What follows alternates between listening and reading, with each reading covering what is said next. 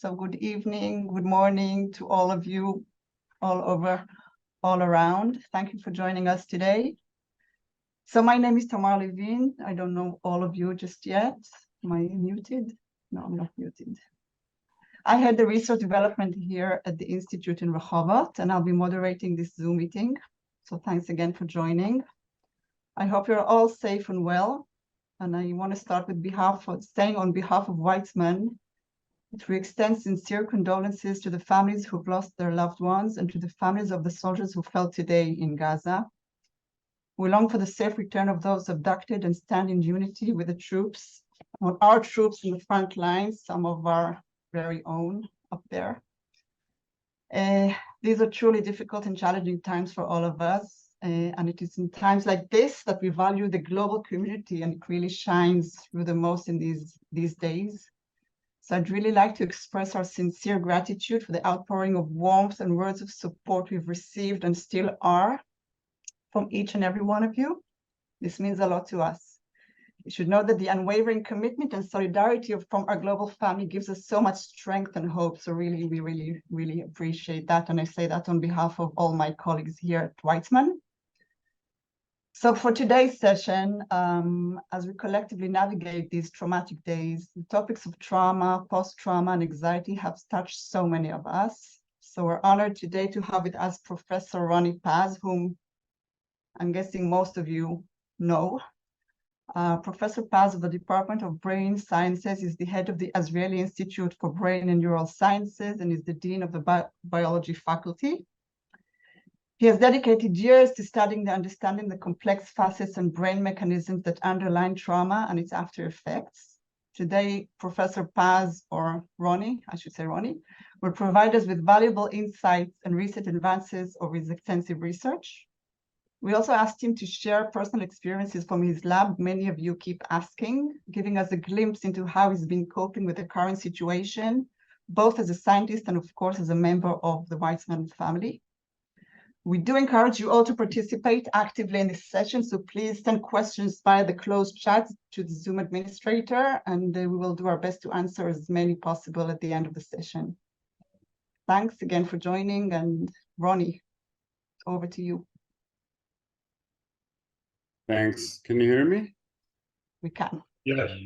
Excellent. So it's great to see all of you. It's really, thanks Tamar for the introduction. It's really heartwarming to see such an international community that supports Weizmann. I mean, we know this for many years since I got here. It's now 16 years, but we have a very important and valuable international support and community. But it's really heartwarming to see it in these hard days. So thanks for joining. I mean, it's obviously hard. I think maybe for the first time, I did not prepare anything. I'm going to do it like completely free talk. I'll share some of my personal experience, some of the Weizmann management experience. I'm sure you all heard from the president, or many of you. I'll share some of my experience as dean of the faculty and biology, how we try to cope with the things here. And then I'll try to give you a little bit of my own science, which, I mean, I'm always happy to talk about my science, but it's unfortunately so happens that it's also, I think, highly relevant to the current circumstances. So, I mean, I'll start. I'm going to try to avoid politics as much as I can, because I think in these days, politics matters less. It will matter, but for now, it's just we have to digest and take care of our loved ones and whoever is in Israel, and obviously of science being done at Weizmann. I will start because I think I have to say, everyone has to say these days that I believe everyone should strongly condemn the brutal, inhumane terrorist acts that occurred on October 7th. These are crimes against humanity. There's no other way to say it. There was murder, mutilation, humiliation, kidnapping of kids, women, men, and young and elderly. We have over 900 civilians and at least 400 more soldiers. I mean, it doesn't matter. It does, obviously, every single person matters, but the balance between civilians and soldiers is you know, less meaningful now. And there's about 250 that were kidnapped. I'm sure many of you read the news, and are now held by Hamas in Gaza and likely undergo torture. We don't know the exact details, and I hope not. And another very important thing, which tightly actually I relate to that because it has to do with my science, hopefully I'll get to it later, is that we have over 200 that are still just missing. Nobody knows if their bodies, I apologize for the harsh words, I just don't see any other way to state the obvious. Nobody knows if their bodies are just not identified yet. By the way, there are a lot of scientific efforts. It is amazing how the community has joined forces, and I get messages every day to try for this or that different expertise in identifying CT-based, dental-based, whatever you want. It's just horrible to see this, but we're doing our best. So there are 200 that are still missing. Some are kidnapped, some are probably not with us anymore. And the reason I say this speaks to me is first because I have two close friends whose son is still missing after 3 weeks. Okay, just more than 3 weeks. And because I think the uncertainty in such cases is unbearable. And that's what I mean when I say it relates to my own science. I deal a lot with how uncertainty,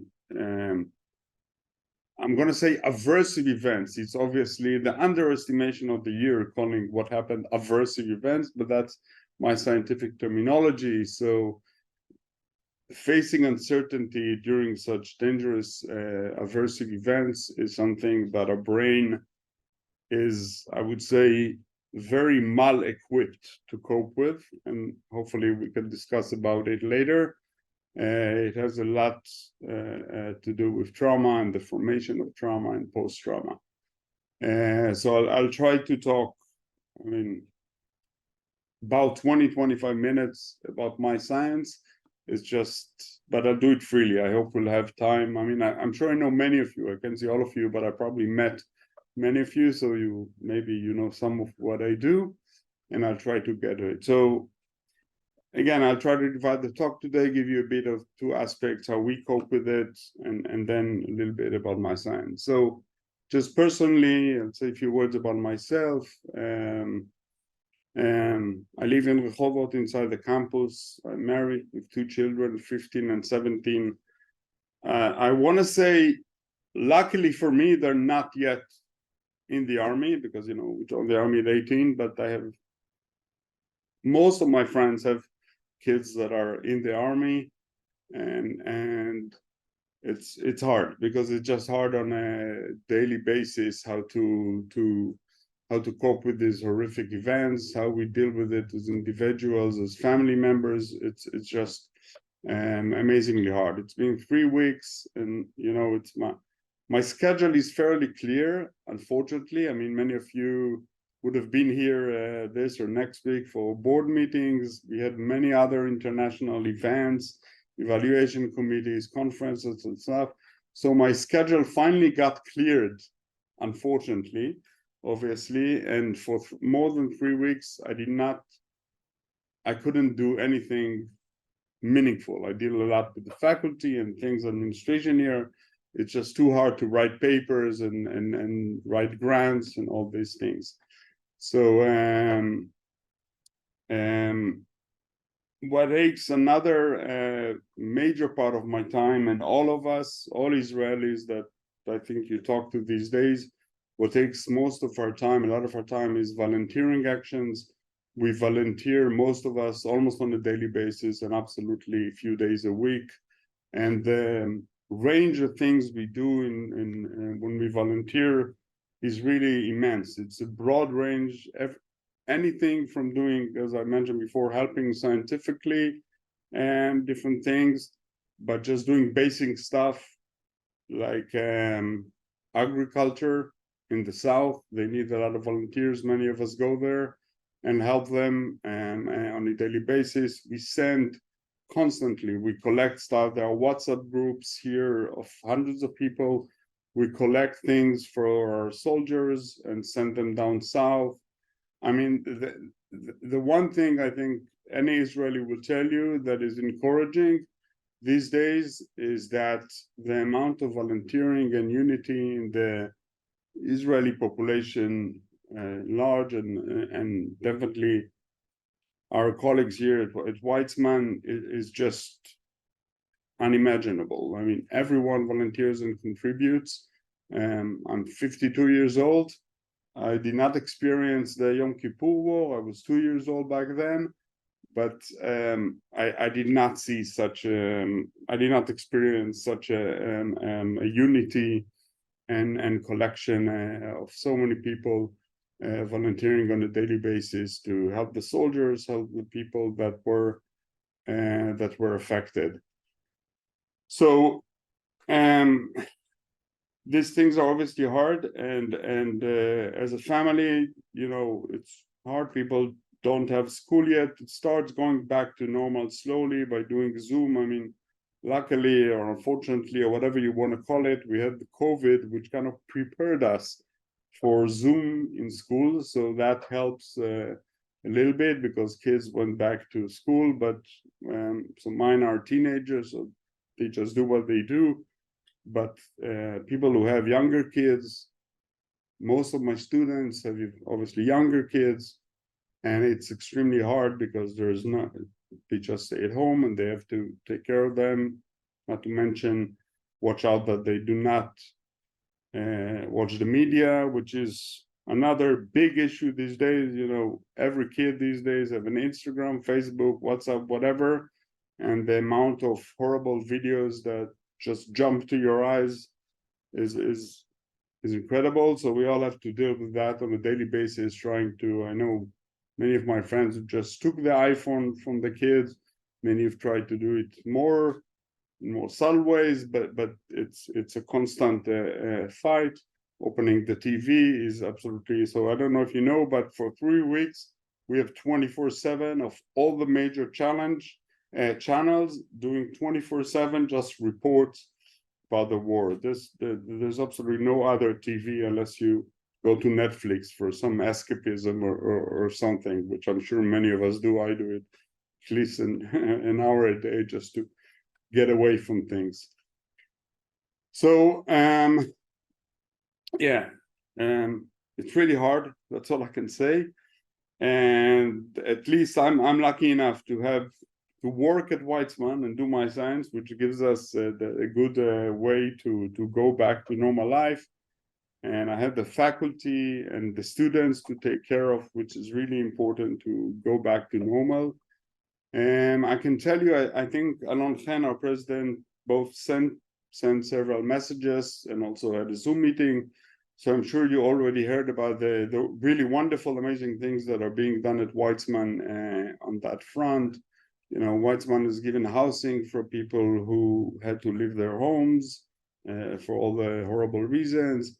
We give financial help for students and employees from the South. Obviously, we enable remote work for anyone who really needs it, and many people need it, mainly for emotional. I'll take the risk, not the risk, but I'll say I don't think it's for physical danger per se these days, because rockets are obviously very frightening, but chances are not that big, and the Iron Dome and the Israeli army is strong enough, so there's less, I would say, physical risk per se, but it's still rockets at least 2-3 times a day, and this is in Rehovot. If you live more south, then it's more. If you live more north, it might be a little bit less, but it's still 2-3 rockets and sirens per day. And just imagine the very unrealistic thing where you hear explosions in the air at least 4 or 5 times a day, at least, usually more. Luckily for us, these are usually by Iron Dome intercepting the rockets, but at least once a day we also have a hit here or there. In Israel, again, in the south, there are much more. So this is not normal life. And again, as a brain scientist, and I'm sure it's just intuition, this constant uncertainty and constant risk, and I would use the word that psychologists have used a lot, and it's so true about the brain or behavior. It's just feeling of helplessness for many people here. Again, I'm sure you all understand how it is on the intuitive level, but I can even promise you as a brain scientist that helplessness is one of the worst things that can happen to human being and to animal and to anyone. So that's really it's a big problem. I'll say a few words about my lab. I think it's kind of a typical lab in that sense. So you can take that as the average lab in Weizmann. I have approximately 10 to 12 students on a regular basis. Most of them PhD students, some postdocs, 2 research associates. Within a day, October 8th, they all disappeared, and that's obviously understandable.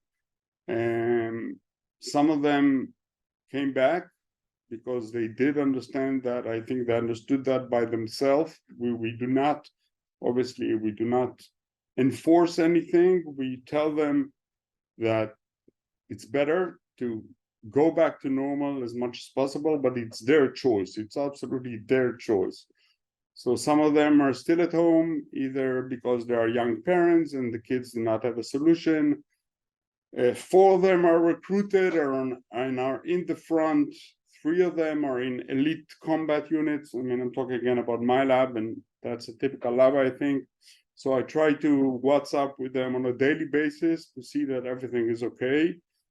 As far as we say, everything is okay with them, but we don't know how long it's going to last. And again, I go back to the uncertainty and the helplessness. Not knowing how long it's going to last is a big issue for the brain and for humans. So I have like 3, 4 recruited, 2, 3 at home with young kids, 2, 3 came back. So most experiments had to stop. This is obviously not the end of the world, and absolutely not when compared to recent events. But it's hard. I mean, we're here to do science, and we want to do science and remain an international leading institute, and I'm sure we will stay so. But everything had to stop. Again, everything I'm going to say now is diminished in the light of what happened. So excuse me for that, but I'm giving you the scientist perspective. There's loss of a lot of funds because a lot of experiments went down, unfortunately, and we'll have to redo them or restart them when things calm down and students come back. So the management here is amazing. They take care of everything. They provide support in case of need. They even have what we call an emergency fund. Some of you might remember it from COVID. They are now trying to put it up again, and I'm sure they would succeed. Again, the Institute is doing amazing things. They contribute equipment all around, starting from medical, from labs, furniture, supplies, everything is being. This is done by our 2 amazing vice presidents, Ziv Reich and Alon Harmelin, obviously with the supervision of Alon Chen. But it's really amazing what they were able, still doing in 3 weeks. So that's the lab. I had to stop several experiments, but again, this is all diminished in light of what happened, and we will very soon, I'm pretty sure, go back to normal, even when the situation continues.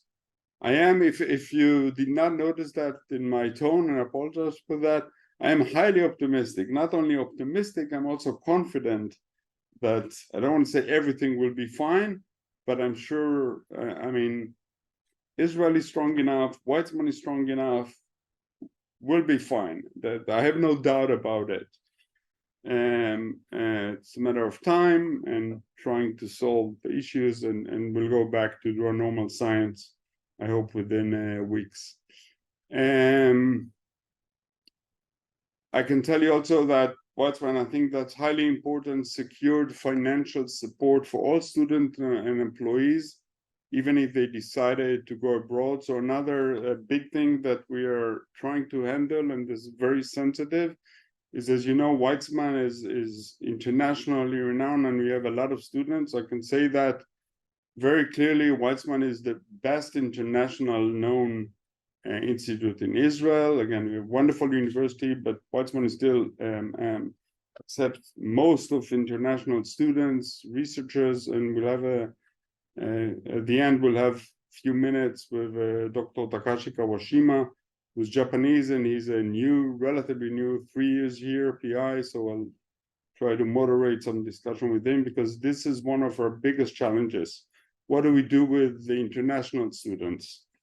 So what do we do now is obvious. We just help them as much as we can. We secure their fellowships. We try to help them find a lab for collaboration abroad, financial help, and we can only hope that they will come back at the end or in 1 or 2 months, because it's a real asset. And another thing, I'm being completely honest with you, right? I'm not trying to beautify anything, or I'm giving you the full honesty. We're really worried about what's going to happen in a few months. Will we still be attractive for international students? Will the students postdocs that left now, will they come back? This is a major force of science here, and we want to keep it. And that's one of the challenges. So if any one of you have ideas or ways to help with these things, it'll be great. Again, the management and us are doing anything possible. I'll say very briefly, again, I don't want to do politics, but because I'm talking to such an international community, I will say that there is some disappointment. I don't want to take you to this or that extreme about the reactions in the. I'm going to be extremely careful here, but I will say it anyway. The reactions in the US academia, EU academia, and other. So there's something that I think at least and I think most of us here do not fully understand yet. On one hand, I got hundreds, and each researcher here also got hundreds of emails from colleagues supporting and fully. And on the other hand, we hear voices. Obviously, we know that there are issues in the international academia and others. So we both do a lot of efforts to try and confront these. But anything you can do when you're there, it just be very helpful. Yeah, I guess I think I can talk about myself, the lab, and Weizmann for as long as we want, but I'll try to give you like 15 minutes or so about my science, because I hope some of you have joined to hear some science as well. And I think, again, slowly we have to go back to talk about these things as much as we can. So it's very hard again to get completely focused on science, but my lab, and I think probably some of you heard me before talking about science, but I'll give some brief introduction. I'm mainly interested in how trauma, post-trauma is formed in the brain, but I wouldn't say that's. So I started looking at how memories are formed in the brain, and what makes learning and memory different when they are formed under positive context or when they are formed under negative aversive context, and trying to identify the differences between learning and memory of good things versus bad things have very quickly led me to look at why is learning from bad aversive things. Again, this is a very the biggest understatement of the year, calling what happened aversive or negative, but okay. But scientifically wise, if we and we know from many, for years of cognitive psychology, mental health, and so forth, that learning under aversive, dangerous conditions is very different from learning and memory under positive conditions. And you can very easily see how can this lead to models of trauma and post-trauma. And after many years, this is obviously not just my work, but many labs around the world, we now have a clear, not a full picture, but slowly clarifying picture of how this is done in the brain. At least we know what are the brain regions that are responsible. And at a very, very broad level, there are 2 or 3 main regions that are responsible for this interaction. One of them is the amygdala, which is, I think most of you already know, is my favorite brain region. Every brain scientist have his or her favorite brain region. The amygdala is a brain region relatively small, but really evolved across evolution. And it is somewhere deep in the brain, and it underlies basically almost all emotional responses, emotional stimuli. The amygdala lights up, which means it gets highly active. So most emotional memories are mediated by amygdala activity, and this is even more so in the case of aversive memories. So dangerous, aversive, when I say dangerous, I mean a risk for survival. That's the evolutionary origin of it. All these memories are being handled by the amygdala, this brain region. But there's another brain region that is highly important for our talk, and this is the prefrontal cortex, which I'm sure most of you know, heard of, saw it. This is the large area here, which is the most evolved in humans and primates. And it basically, again, I'm being very, very at a broad level here. It's mainly responsible for what we call rational thinking. If you want to use a scientific terminology, it's statistical learning. We look at the world, experience it. Some calculations are being done, kind of like the things that we know in here from machine learning and artificial intelligence. It's kind of similar to make statistical predictions. And these interactions between the amygdala and the prefrontal cortex is basically what determines the output of our emotional or action response.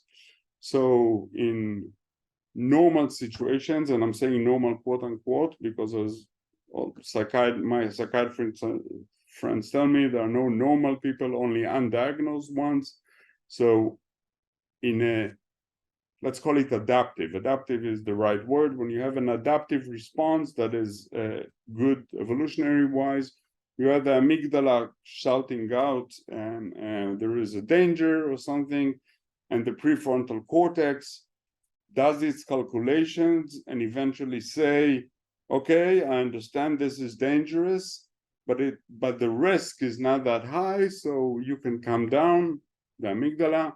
And when it tells it to come down, what I mean physiologically is that it sends inhibitory signals and dampen the amygdala hyperactivity. And the balance between these 2 regions, the amygdala and the prefrontal cortex, is what determines our adaptive response. So if the danger is very high, but the risk is, statistically the risk is low, but the danger is very high, the amygdala will be so hyperactive that the prefrontal cortex will not be able to dampen it too much. And that's what we want, right? Even if the risk is low, but the actual thing, the outcome can be very harm to our survival, we still want to be careful. Better safe than sorry. If it's the other way around, the risk is reasonable, is not high, and the final outcome is not a big, then the prefrontal cortex dampens the amygdala enough, and the response is, okay, there's a danger here, but it's okay. So that's a very, very preserved, evolutionary, reasonable response. We all do it on every day, several times. Our amygdala values the risk, the danger. Our prefrontal cortex calculates the risk, and the balance between them determines our response. And for reasons that we are only now starting to understand, during trauma and post-trauma, and again, it's evolutionary, it's completely rational. You want the brain to memorize, record, and be overcautious for such an aversive event. For some percentage of the people, we can say now that we're almost all in trauma, but eventually only some of us will develop what we call post-trauma PTSD, post-traumatic stress disorder, which is a long-term debilitating thing. I know several patients. I work with several hospitals, and we look at PTSD and PTSD individuals, and these are really it's hard to function on daily life. And the question is, what causes this imbalance between amygdala activity and prefrontal activity, and why does it occur in 5 to 10% of the population after they experience a trauma? And to explain what we know about why does it happen in so-and-so individuals, I need another 4 to 5 hours at least. So I'll just tell you maybe 2 or 3 stories of what we identify as models of post-trauma, what we call maladaptive response, that underlies such maladaptive responses of overreactivity to a traumatic event, which is PTSD. Yeah, so I'll tell you about 2 things that we focus on in the lab. One of them, again, those of you who heard me before probably heard me use this a word before, and the word I'm going to say is generalization and overgeneralization. So let me explain a bit. When you experience any kind of a traumatic event, this or that sort, your brain, as I mentioned before, records it, mediated by the amygdala, in order to apply it in similar situations, right? I mean, when you hear, we are here now used to sirens, so I can tell you that, and I'm sure Tamar and all the other Israelis will agree with me, every time there is a car going on behind us and accelerates, you know, the zoo of a car going, most of us just jump. Now, if we give ourselves 2 or 3 seconds, our prefrontal cortex does the exact calculation and tells our amygdala, that's okay, it's not a real siren, it's a car accelerating, and we calm down. In some cases, for some individuals, under some conditions that, again, I can talk for many hours about, this simply does not happen. We call that overgeneralization. And why do we call it so? Because this event, the trauma, is generalized to other not so similar, I would say not similar enough events. And for some reason, this car acceleration is now still interpreted as a siren. And again, that happens at the amygdala level. So even if the prefrontal cortex is able to do the calculation and say, no, it's not a real siren, the amygdala will still consider it as a siren. That's why I say overgeneralization. It generalizes to this new event and does not dampen down its activity. And that's a classical anxious post-traumatic response. I gave the example of a car versus siren because that's trivial to our life now, but you can think of many other examples. The scene looks similar and so forth. There are many such examples. Now, why does it make it a very hard scientific problem? Because until now, I told you what you can say is a simple story. Maybe it's not simple for someone who hears it for the first time, but for scientists who do neuroscience for many years, it's a balance between the amygdala and the prefrontal cortex. It's the real scientific, but it doesn't give you the details. By details, I mean, the siren is coded in my amygdala or the other brain regions, but how is it coded?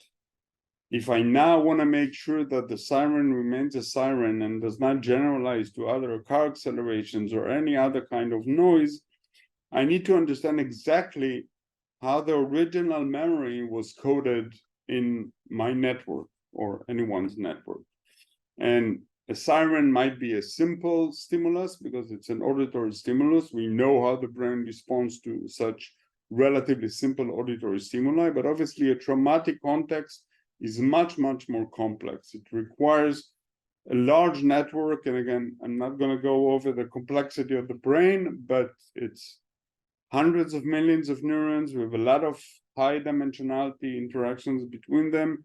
And our original memory, the complex memory, is coded in this network. And now we need to understand how is it coded and why it's overgeneralized. Why do memories that are not that similar to the original memory still trigger that original memory and respond in a traumatic event? And I'll tell you in a nutshell, why is it important to understand exactly how the memory is coded? Because you can go and tell me, okay, that's easy. So just dampen the amygdala activity or give the prefrontal cortex hyperactivity, and you solve whatever you mentioned earlier. But that's not the case, because like everything in medicine, if you think about drugs, the one important thing is that it has to be specific. Because if it's not specific to the memory and the incident, you'll get a huge range of, in drugs, we call it side effects. If you do it on the brain, we call it side effects as well, but it can, as example, I think many of you know about the main psychiatric drugs, for example, SSRI, selective serotonin reuptake inhibitors, and many others. The main issue with them is that they do basically what I mentioned earlier, dampen this or that network activity, but not in a specific way. And when you do something not in a specific way, you get a lot of side effects. And that's obvious. We have a big network. There are many other, you don't want to eliminate all your emotional memories, just as an example. You want to eliminate or dampen this specific traumatic memory. I mean, obviously, we don't want to get rid of all our other good memories. And we also don't want to get rid of all our others bad memories, because our bad memories is what make us survive. That's right. That's evolution 101. So we have to do it in a very specific way. And that's the main challenge. And that's why it requires both hard experiments, but also a lot of computational tools to understand how the brain actually, how the neural code of the memory is coded. And so that's our challenge. We're doing a lot of advances, but again, I'll need several hours. I'll try and finish with, I think, a major advancement my lab has done and still doing, try to describe it in 2-3 minutes.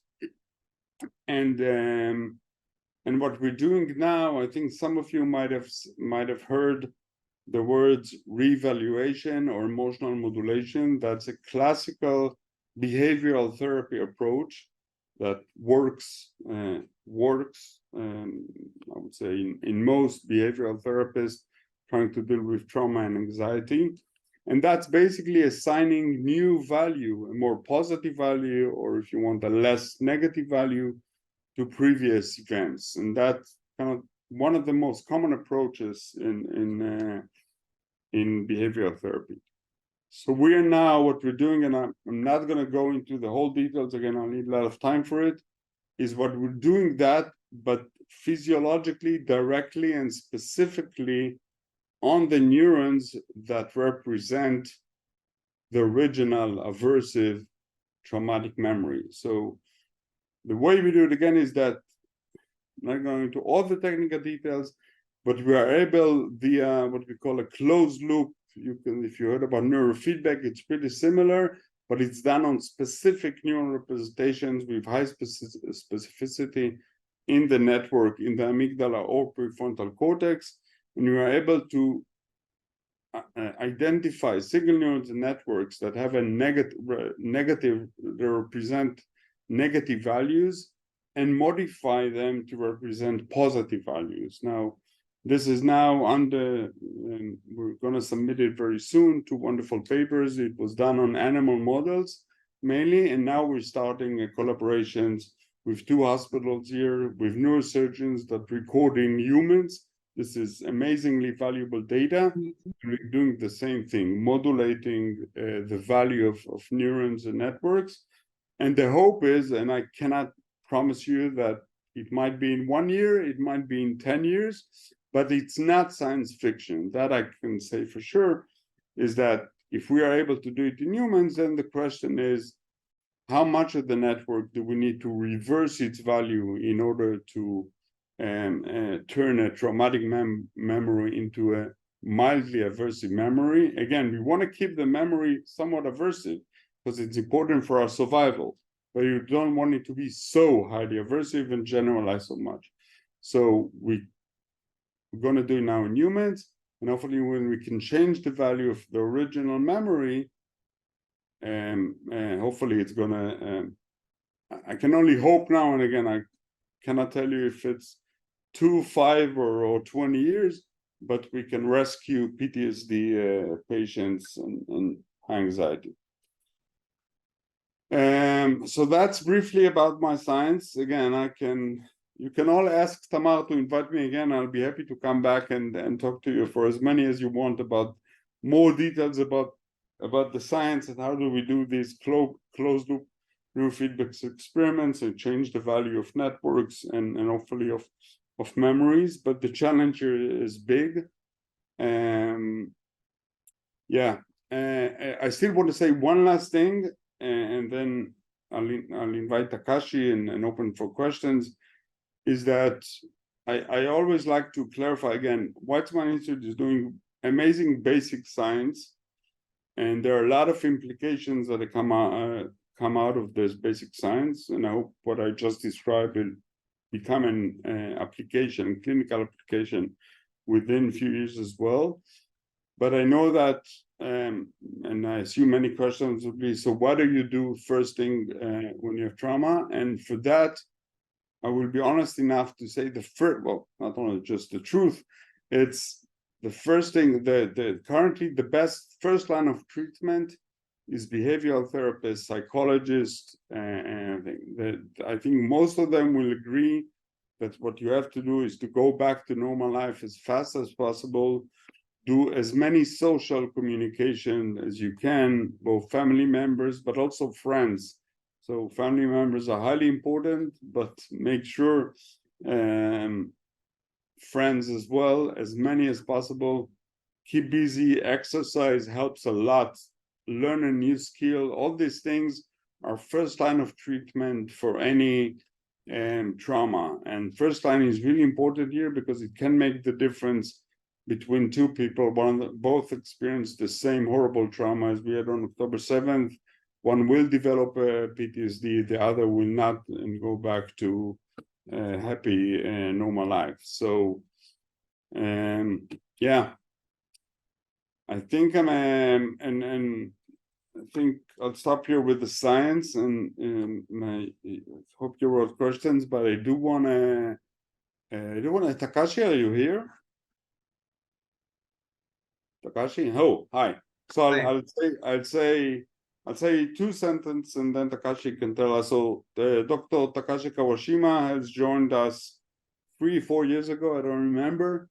He's an amazing scientist. Maybe I'll try to explain his science in 2-3 sentences, but as I'm sure you understand and see, what it's really relevant today, these days, because Takashi is originally Japanese, and we were so happy that we were able to recruit him again. And Weizmann is an international, I think, institute.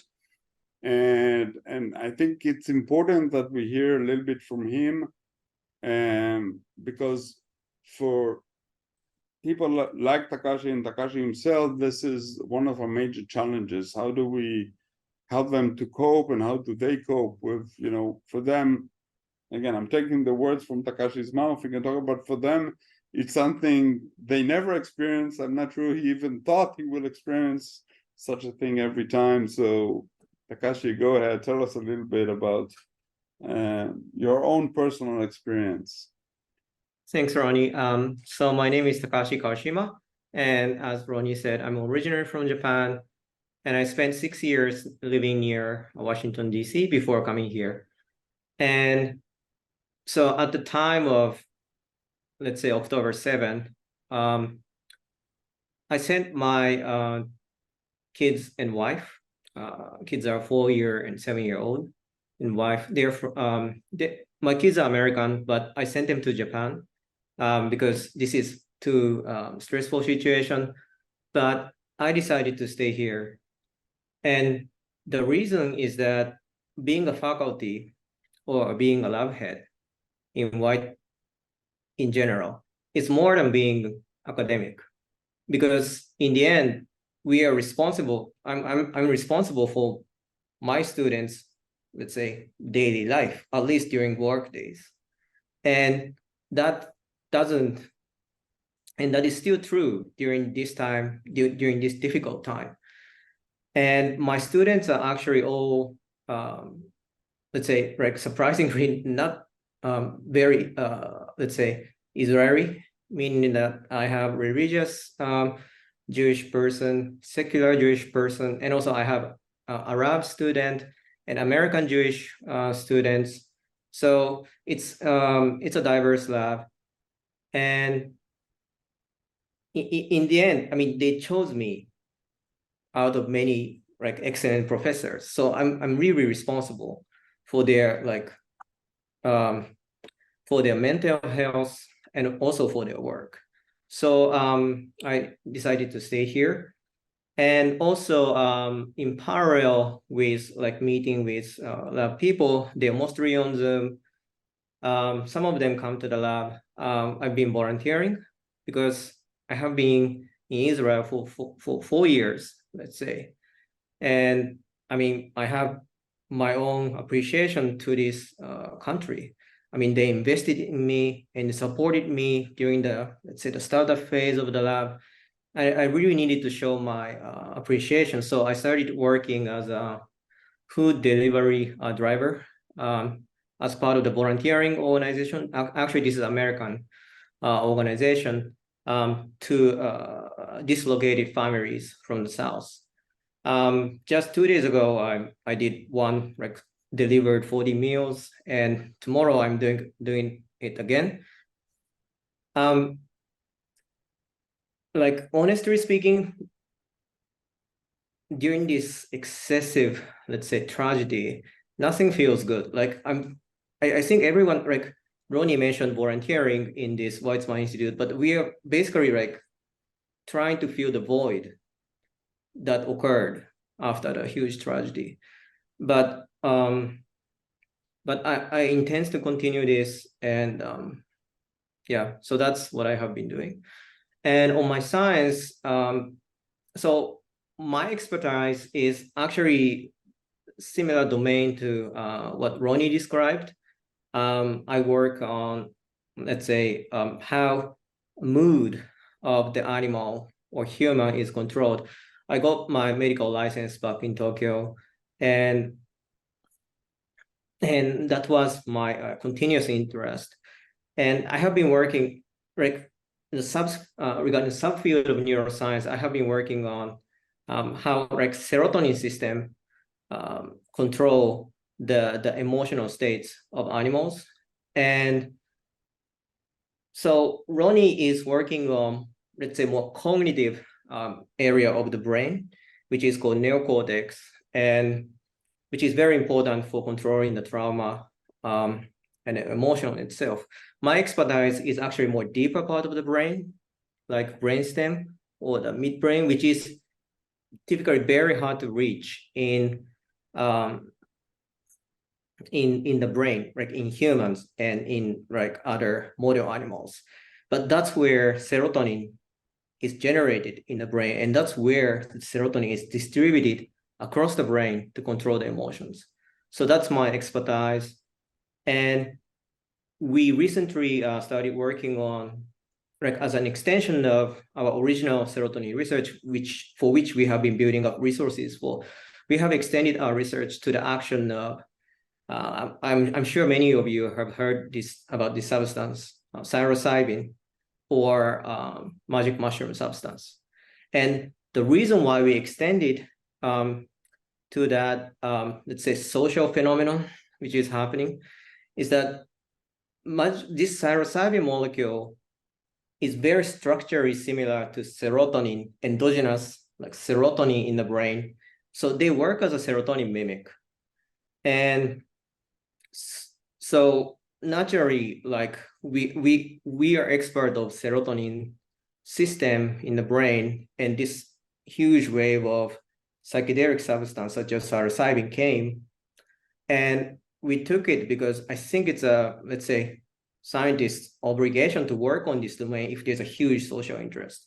And we recently published, I hope it's going to be accepted soon, submitted a paper on the action of psilocybin in the brain.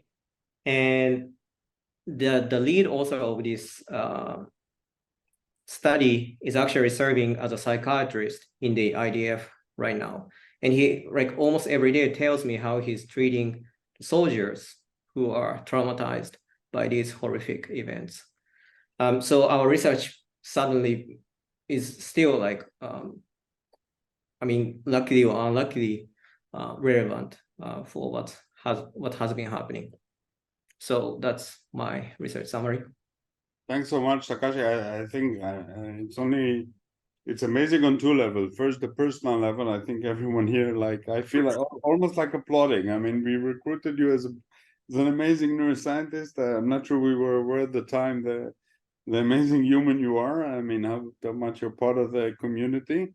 And I think it's also a beautiful demonstration. I mean, just occurred to me of how Weizmann basic science approach is the right way, because Takashi gave you, although in 2 sentences, briefly, and again, I'm sure he'll be happy to give you a full 1 hour or whenever you want, how basic science of studying,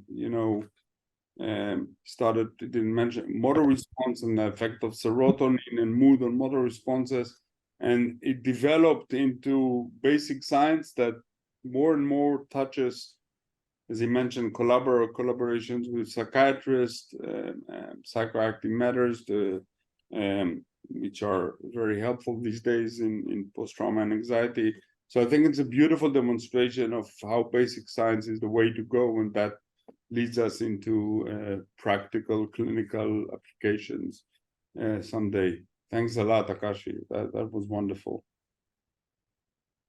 Okay. Good. Kamal, do you want to? Yes. Thank you, Rony. Thank you, Takashi. And thank you all. So we do have questions that are coming in, and I think we'll just go ahead with the questions. So the first would be, we're having a few questions that have to do with the uncertainty you spoke about at the beginning. So one would be, why is uncertainty so bad for the brain? Or, as you mentioned, so uncertainty is an issue for the brain. Can you expand on how we can deal with this in a positive way? Okay, so they're always in most of these questions, I think there are always 2 parts. One is what happens in the brain, and the other is how do we deal with it. And so again, just as I said about health professionals, sometimes we're still doing basic science, trying to understand, and the real recommendations of how to cope with it. What I'm trying to say is that, and I think there are also some health professionals in the audience, is that I'm not the main expert for how to cope with these things on the daily basis. I can tell you more about how it happens in the brain. So take my recommendations with a grain of salt, and always consult also a behavioral professional.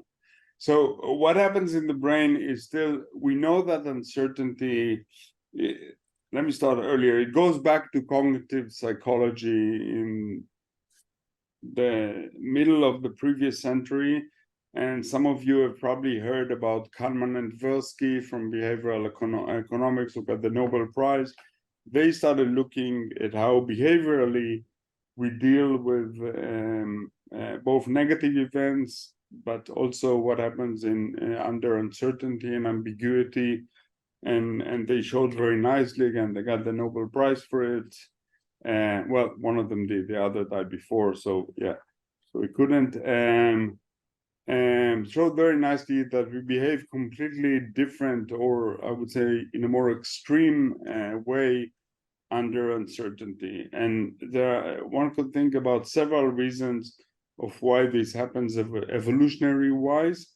Uncertainty, it's obvious that it's bad for us. An animal always wants to know where is the risk, where is the danger, and where is the reward, where is the food, where is the mate, and where is the predator.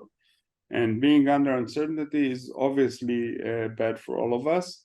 And again, at the intuitive level, and it was shown in a lot of behavioral, beautiful work, that uncertainty makes us behave differently. And again, I'm going to link, it's not the direct homology or analogy, but I will use it here. It also tightly relates to helplessness, which was used a lot in the cognitive psychology and therapy context. When you don't know exactly what is going on, and I'm sure most of you unfortunately heard about the main, for example, the main application of torturing acts is done by inducing some uncertainty or a lot of helplessness and uncertainty to an individual. So what we do is show in very careful experiments that under uncertain conditions, emotional modulation, the things I described before, do not function as they should. So, for example, I can give you one example from one of our studies. If you experienced an aversive event and you now want to extinguish this, which again is a normal behavior, you want to, okay, that happened, but now let's move on. You want to extinguish it. If you underwent the traumatic event or aversive event in a predictable environment, you can much more easily overcome it and extinguish it. However, if you experienced it in an uncertain environment, you were not able to predict this, or there was, just a random chance of receiving this, then it would be much harder to extinguish. And speaking again from an evolutionary rationale, it makes complete sense. If you do not know why it happened and whether you can control it, you're much better off just keeping it in memory just in case, because you do not know how to predict it, right? So better always remember it and not extinguish it. If you know what are the conditions and you're not helpless and you're not uncertain, then you say, okay, your prefrontal cortex say, okay, I can control it.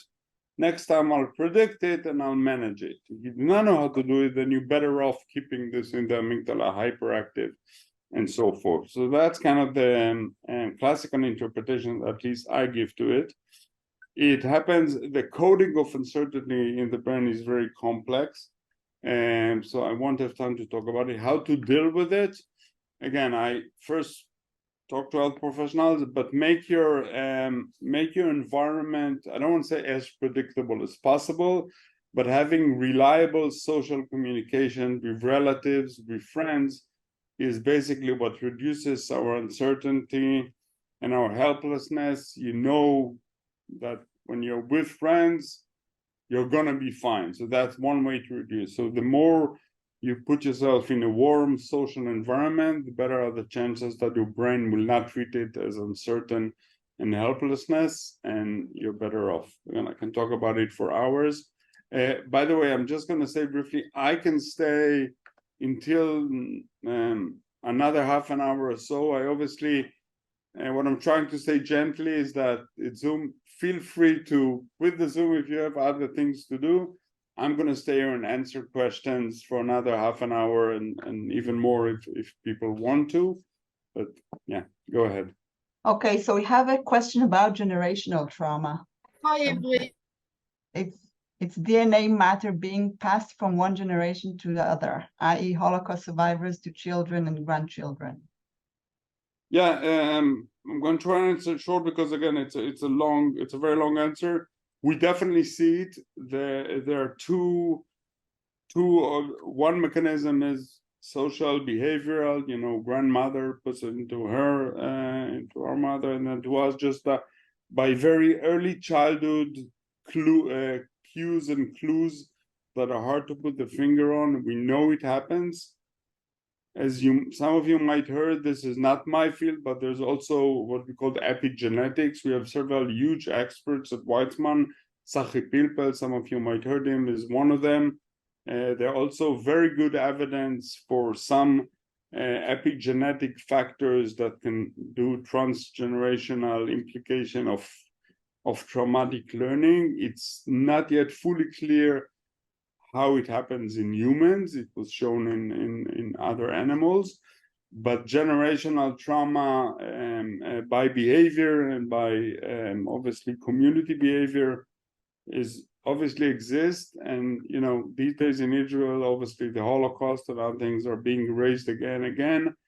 Again, I'm going to avoid politics. I don't think it's similar to the Holocaust what we're experiencing now, but I'm sure that there are a lot of effects. I mean, I know several of my friends whose mothers and fathers who were either little children or this brings more and more traumatic and anxiety. By the way, I'm just hearing explosion booms behind me. There was no siren here, which means that the rockets were intercepted approximately 10 to 20. In Rishon LeZion. Yes. So it's like a city that is 10 kilometers, even less from here.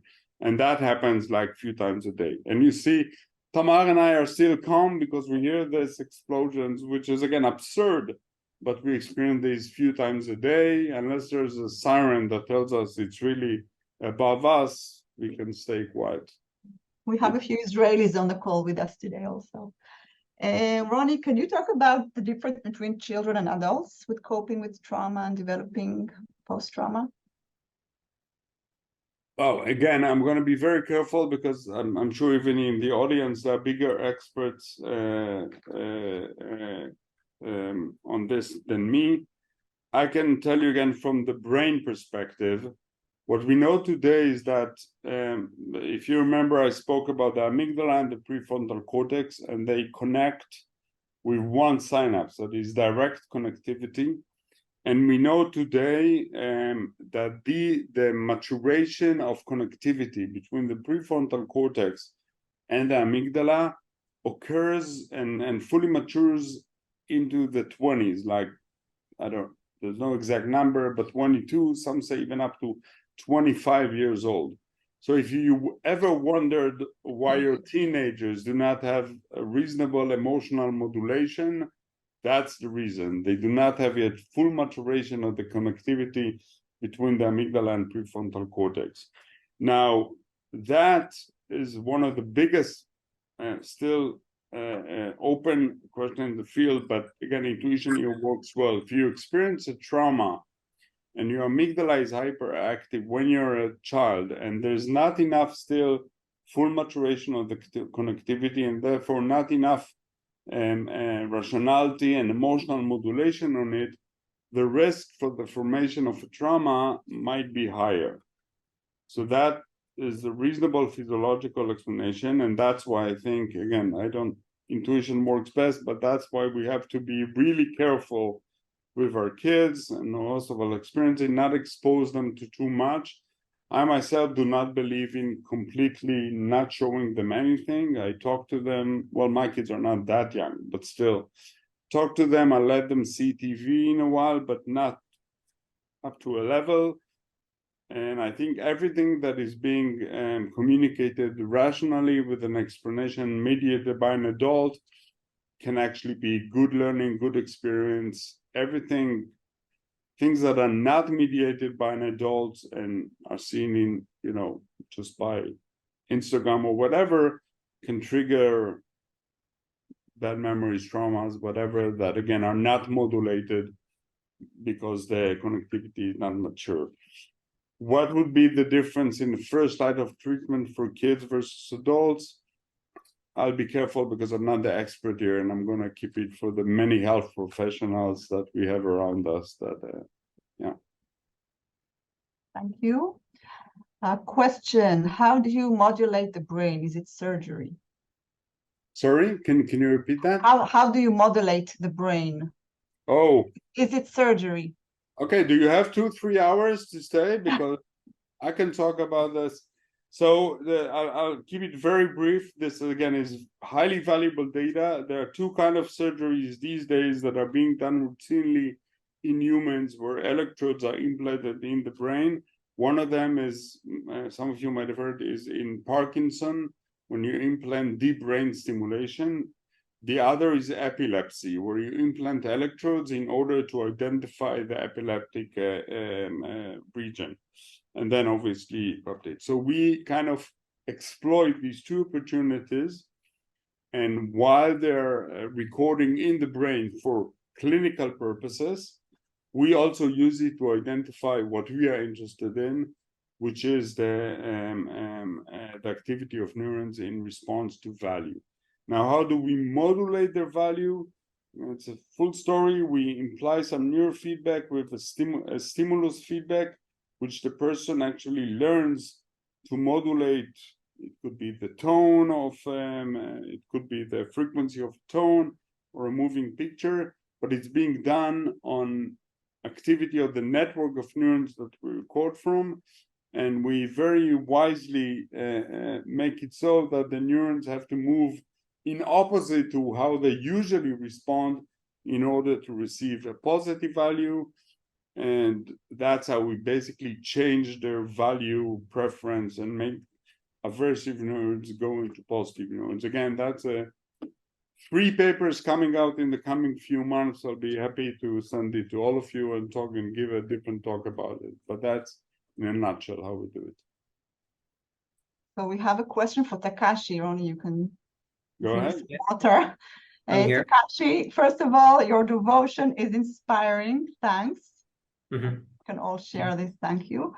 Does a psilocybin researcher have to try it himself? And if so, can you share some of the experience?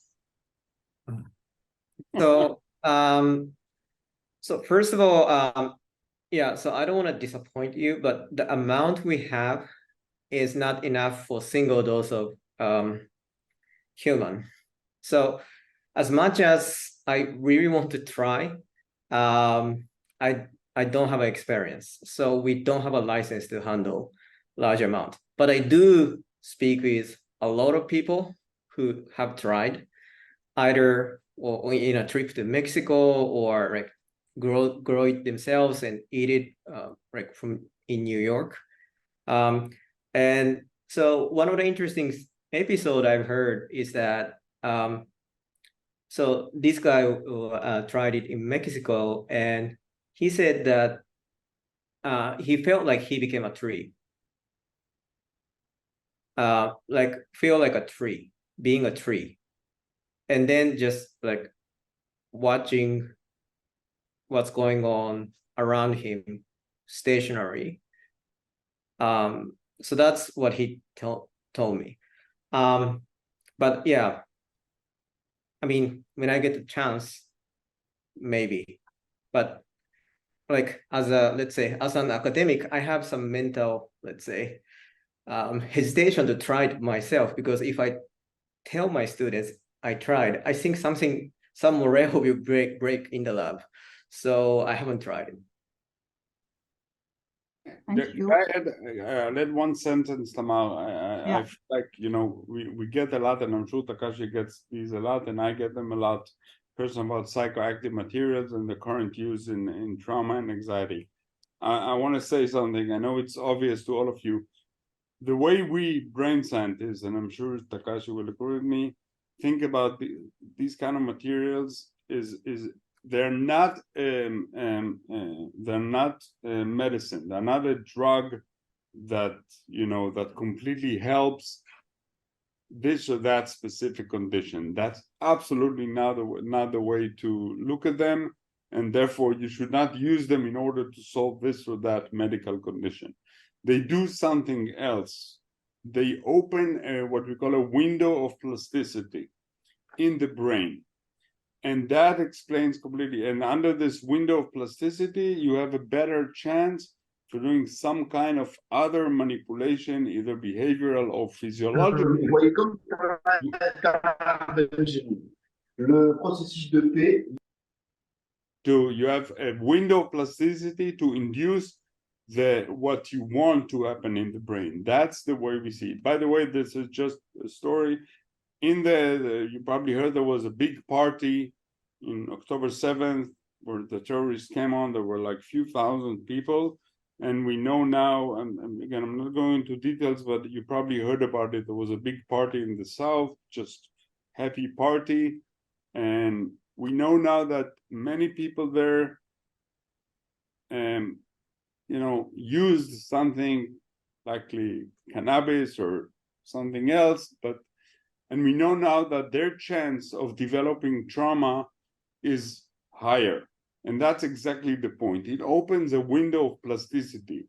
And this can be used for good, but it can also be used for bad. So if you thought about going after this presentation and buying some psychoactive drugs, please don't. Do it very in a controlled manner and so forth. Thanks, Rony. A question about what scans do you use to record trauma? Do you have a more sophisticated scan than a PET scan to record this? Yeah, so I mean, we do both. We use both animal models, in which case we don't induce a complete trauma, obviously, because of ethical consideration. That's why we're always careful saying an aversive event. We induce an aversive event and we use it as a model. For trauma in humans, we do we have several collaborations. So I wasn't clear. The question is about patients already with PTSD or in our behavioral models, but it doesn't matter for now. We collaborate with several hospitals to work at the PTSD patients, but also develop our own models. And usually, what is being done is we use MRI machines. So I'm sure you heard about functional MRI. And in Weizmann, we have two such machines. One of them is the 3 Tesla, which is pretty common these days. That's what you usually, if you ever underwent an MRI, that's the machine that you probably went into. But we also have a 7 Tesla machines. Tesla, by the way, is the magnitude of the magnetic field. And the 7 Tesla machine, the only one in Israel, the only one in the Middle East. There are few in the US, few in Europe, but it's purely research for now. It's not used for medical purposes, and it allows us a much better, I won't go into the details, but because of the bigger magnetic field, it allows us a much better resolution, both spatially and temporally.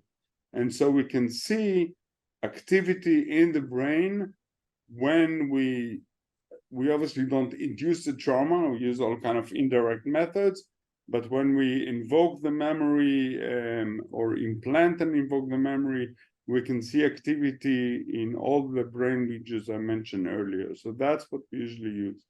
There are pros and cons. We can do it in humans, behaving humans, but the spatial resolution is not good enough to really identify the neural code of the memory, as I explained earlier. For that, as I mentioned, use recordings in humans.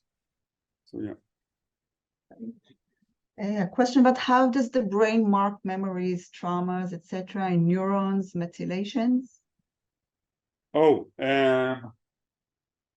Okay, so there's I would say the whole field of neuroscience is broadly divided into what we call molecular neuroscience and systems neuroscience. And I'm a system neuroscientist. Takashi, for example, was trained as a molecular neuroscientist, and now he became a bridge between molecular and system neuroscience. So In molecular neuroscience, we look at the actual. I'm not going to respond about methylation per se. There are a lot of, I mean, we can discuss it if we had more time.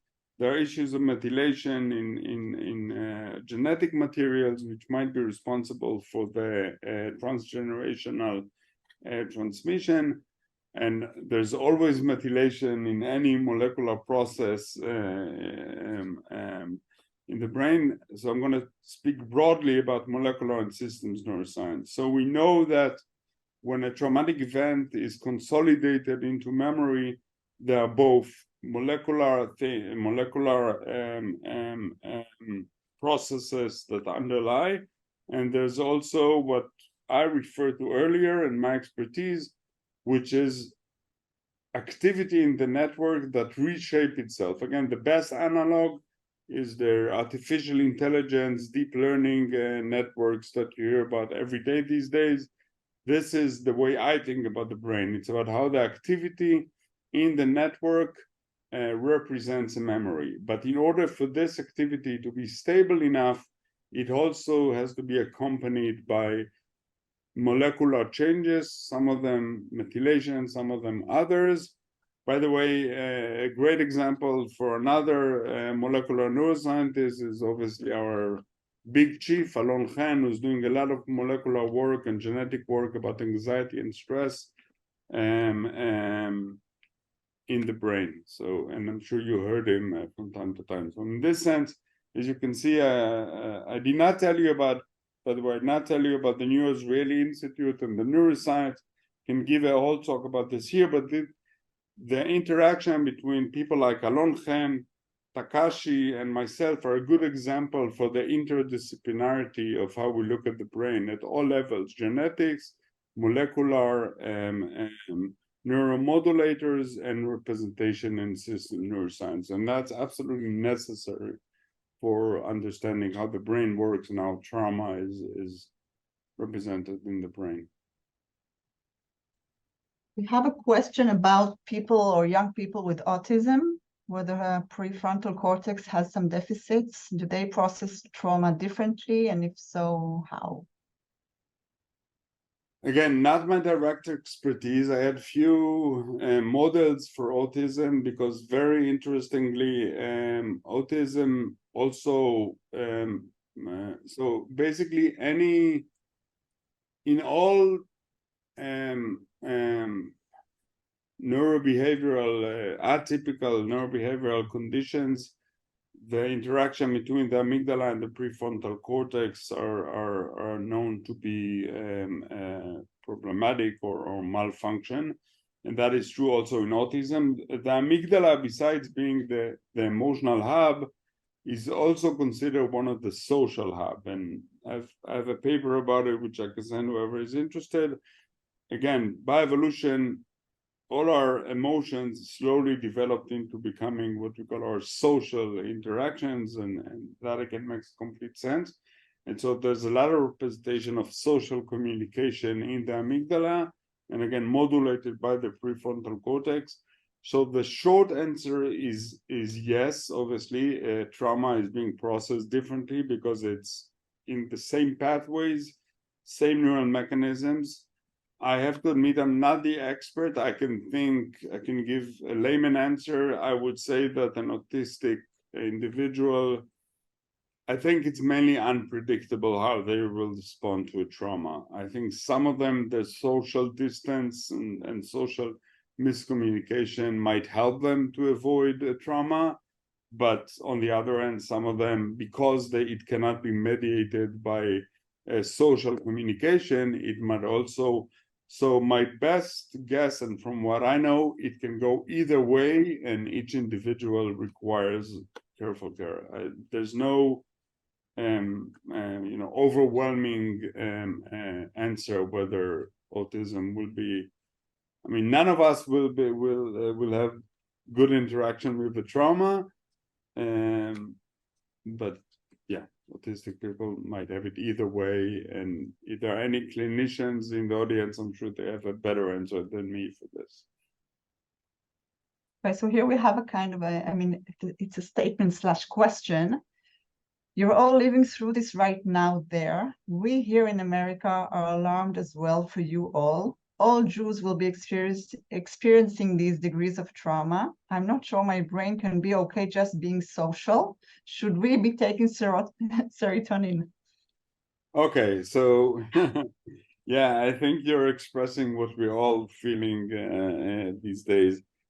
The short answer is obviously no. You should not start taking any SSRI or any other unless I'm going to sound like a medical guide. Unless your doctor tells you you should not start to take it. And it's well known, again, because of what I mentioned earlier, because of the lack of specificity of all these drugs.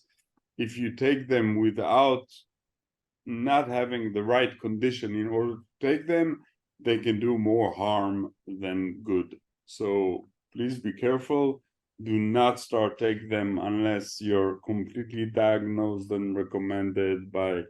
These are not kind of golden bullet, or I forgot the idiom, magic bullet that should be taken only when diagnosed specifically. Exactly because they're not specific enough. So only when diagnosed. So the short answer is no. The other, that's about SSRI and other serotonin-related medications. I will tell to the statement. I think I would still insist that you should stay active, be social. It will help eventually more than you think. And again, we experienced that on a daily basis here recently. But I would add to that something that I mentioned during my talk. I think many of you are in the US, in Europe, other places in the world.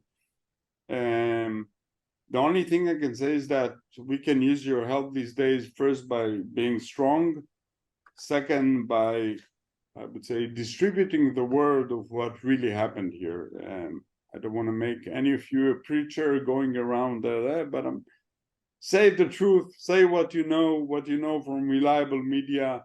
That should be enough, and it will keep you busy. And but still, dedicate most of your day to doing something productive in social communication. That's the only way to cope with this.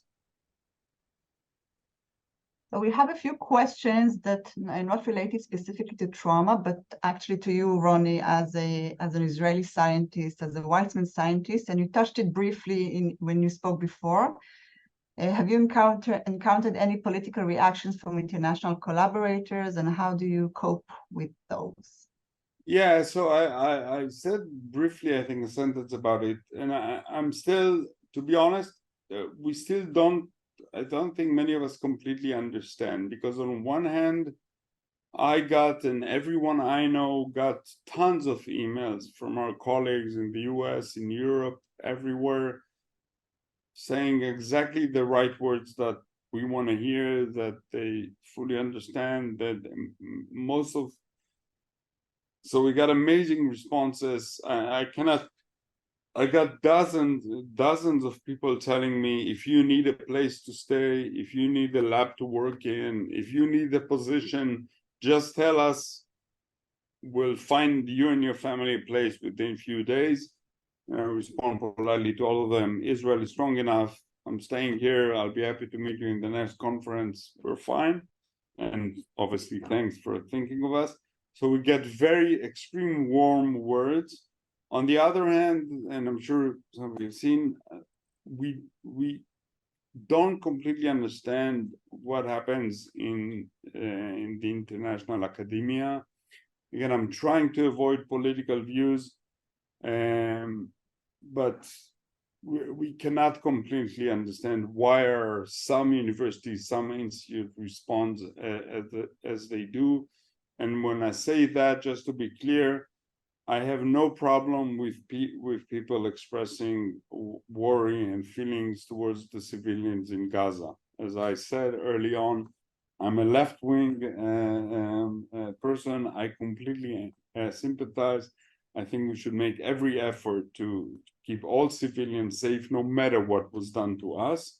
But at the same time, we're still amazed by institutes and universities that did not start their message by saying a very strong condemning very, very strongly the inhumane terror acts that happened here, which are completely on a different.